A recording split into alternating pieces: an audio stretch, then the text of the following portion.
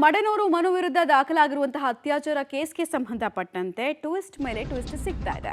ಬೀಸೋ ದೊಣ್ಣೆಯಿಂದ ಪಾರಾಗೋದಕ್ಕೆ ಹೋಗಿ ಮನು ಲಾಕ್ ಆದ್ನ. ಹಾಗಾದ್ರೆ ಪೊಲೀಸರ ತನಿಖೆಯಲ್ಲಿ ಅದೊಂದು ಅನುಮಾನ ಮೂಡ್ತಾ ಇದೆ. ಮನು ಮತ್ತು ಯುವತಿ ನಡುವೆ ಹಲವು ಬಾರಿ ದೈಹಿಕ ಸಂಬಂಧ ಇದ್ದಿದ್ದು ಪ್ರಾಥಮಿಕ ತನಿಖೆಯಲ್ಲಿ ಗೊತ್ತಾಗ್ತಾ ಇದೆ. ಇದೇ ವಿಚಾರಕ್ಕೆ ಗಲಾಟೆ ಆಗಿತ್ತು, ಸಂಬಂಧಗಳು ಸಂಧಾನಗಳೆಲ್ಲ ನಡೆದಿತ್ತು. ಕೆಲ ತಿಂಗಳಿಂದ ಇಬ್ಬರ ನಡುವೆ ಗಲಾಟೆ ಅತಿರೇಕಕ್ಕೆ ಹೋಗಿದೆ. ಈ ಟೈಮ್ನಲ್ಲಿ ಆ ಸಂತ್ರಸ್ತ ಯುವತಿ ನಾನು ಸ್ಟೇಷನ್ ಮೆಟ್ಲು ಹತ್ತೀನಿ ಅಂತೆಲ್ಲ ಹೇಳಿದ್ಲಂತೆ. ಸೊ ಮತ್ತೆ ಆಕೆಯನ್ನ ಮಾತನಾಡಿಸೋ ಬರದಲ್ಲಿ ಅತ್ಯಾಚಾರವನ್ನ ಮನು ಮಾಡಿದ್ದ ಅನ್ನೋದು ಆಕೆಯ ವರ್ಷನ್. ಮದ್ಯ ಕುಡಿಸಿದ್ದು, ಅತ್ಯಾಚಾರ ಮಾಡಿ ವಿಡಿಯೋ ಮಾಡಿರುವಂತಹ ಸಾಧ್ಯತೆ ಇದೆ. ಬಟ್ ಆತನ ಮೊಬೈಲಿನ ಪ್ರಾಥಮಿಕವಾಗಿ ಚೆಕ್ ಮಾಡಿದಾಗ ಯಾವುದೇ ವಿಡಿಯೋ ಪತ್ತೆ ಆಗಿಲ್ಲ. ಬಟ್ ಇವರಿಬ್ಬರು ಆಪ್ತತೆಯಿಂದ ಇರುವಂತಹ ಫೋಟೋಗಳಂತೂ ಸಿಕ್ಕಿದೆ. ಆದರೆ ವಿಡಿಯೋ ವಿಚಾರದಲ್ಲಿ ರಿಕವರ್ ಮಾಡ್ಕೊಳ್ಳೋದಕ್ಕೆ ಡೇಟಾವನ್ನು FSLಗೆ ಕಳಿಸಿದ್ದಾರೆ. CCTV, ಟವರ್ ಡಂಪು ಇವೆಲ್ಲವನ್ನ ಕೂಡ ಪರಿಶೀಲನೆ ಮಾಡಲಾಗುತ್ತೆ. ಮತ್ತೊಂದು ಕಡೆಗೆ ಮನು ಮೊಬೈಲನ್ನು FSLಗೆ ರವಾನೆ ಮಾಡಲಾಗಿದೆ. ಕಸ್ಟಡಿಗೆ ಪಡೆದು ವಿಚಾರಣೆಯನ್ನು ಪೊಲೀಸರು ನಡೆಸ್ತಾ ಇದ್ದಾರೆ. 5 ದಿನಗಳ ಕಸ್ಟಡಿಯ ಅವಧಿ ಮನು ಕೇಸ್ನಲ್ಲಿ ಇರೋದು. ಈ ಟೈಮ್ನಲ್ಲಿ ಸ್ಥಳ ಮಹಜರ್ ಸೇರಿದಂತೆ ಸ್ಥಳ ಮಹಜರ್ ಟೈಮ್ನಲ್ಲಿ ಏನಾದರೂ ಸಾಕ್ಷಿ ಸಿಗುತ್ತಾ? ಬಿಕಾಸ್ ಒಂದು ವಾರದ ಹಿಂದಿನ ಕತೆ ಅಲ್ವಾ ಇದು.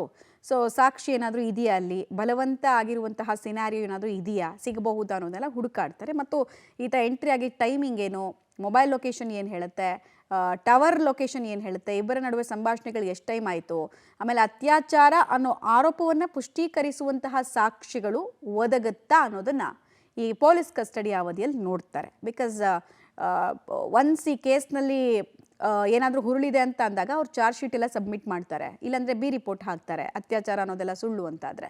ಸೊ ಯಾವುದು ಅನ್ನೋದು ಕನ್ಕ್ಲೂಷನ್ಗೆ ಬರಬೇಕಾದ್ರೆ ಇನ್ವೆಸ್ಟಿಗೇಷನ್ ನಡೆಸಬೇಕಾಗಿದೆ. ಹೀಗಾಗಿ ಪೊಲೀಸ್ ಕಸ್ಟಡಿಗೆ ಅವ್ರನ್ನ ತೆಗೆದುಕೊಂಡಿದ್ದಾರೆ ಅನ್ನೋದು ತಿಳಿದು ಬರ್ತಾ ಇದೆ.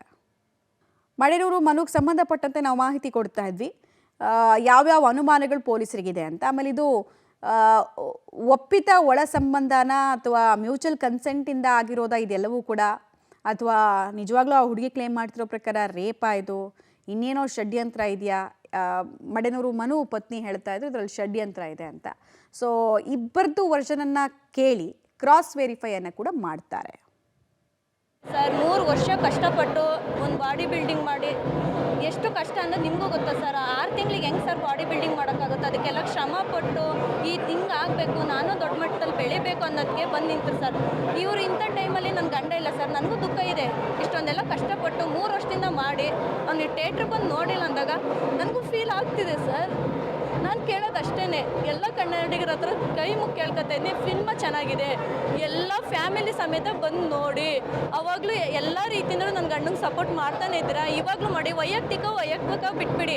ಅದೇನಿದೆ ಕಾನೂನು ರೀತಿಯಿಂದ ನಾವು ಏನೇನು ಕೊಡಬೇಕು, ಸಾಬೀತು ಮಾಡಬೇಕು, ಫೈಟ್ ಕೊಡಬೇಕು, ಸಾಕ್ಷಿ ಏನು ತರಬೇಕು ನಾವು ತಂದು ಕೊಡ್ತೀವಿ ಸರ್. ಅದೆಲ್ಲ ಗೊತ್ತಿಲ್ಲ ಸರ್, ಅದೆಲ್ಲ ಶೆಡ್ ಅಂತ ಸರ್. ಈಗ ಕೆಲವೊಂದು ವೀಡಿಯೋಸ್ಗಳೆಲ್ಲ ಬರ್ತಾ ಇದೆ ಸರ್, ಇದೇ ಬ್ಲ್ಯಾಕ್ ಮೇಲ್ ಅನ್ಸುತ್ತೆ ಅವಳದು.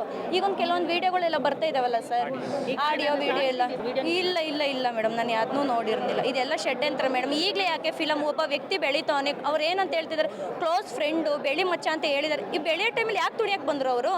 ಇದೆಲ್ಲ ಮುಗಿದ ಮೇಲೂ ಬರ್ಬೋದಾಗಿತ್ತು.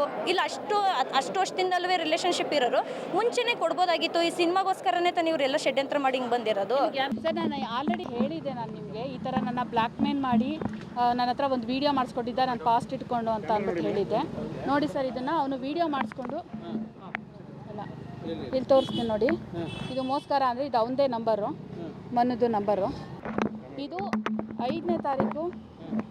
5ನೇ ತಾರೀಕು ಫೆಬ್ರವರಿ 2024ರಲ್ಲಿ ನನಗೆ ಬ್ಲ್ಯಾಕ್ ಮೇಲ್ ಮಾಡಿ, ಅಂದರೆ ನೀನು ನನ್ನ ಜೊತೆ ಇರಬೇಕು ಅಂತ ಅಂದರೆ ನೀನು ವೀಡಿಯೋ ಮಾಡಿಕೊಡ್ಲೇಬೇಕು ಅಂತ ಹಠ ಮಾಡಿ ನನಗೆ ಜೀವ ಬೆದರಿಕೆ ಹಾಕಿ, ಆಮೇಲೆ ನೀನು ನನಗೆ ಬೇಕು ಅಂತ ಅಂದರೆ ನನಗೆ ವೀಡಿಯೋ ಮಾಡಿಕೊಡು. ಅವ್ನಿಗೆ ಅಪ್ಪಣ್ಣನ ಕಂಡ್ರೆ ಅವ್ನು ಶೋಗೆ ಹೋಗೋದು ಇಷ್ಟ ಆಗ್ತಿರ್ಲಿಲ್ಲ.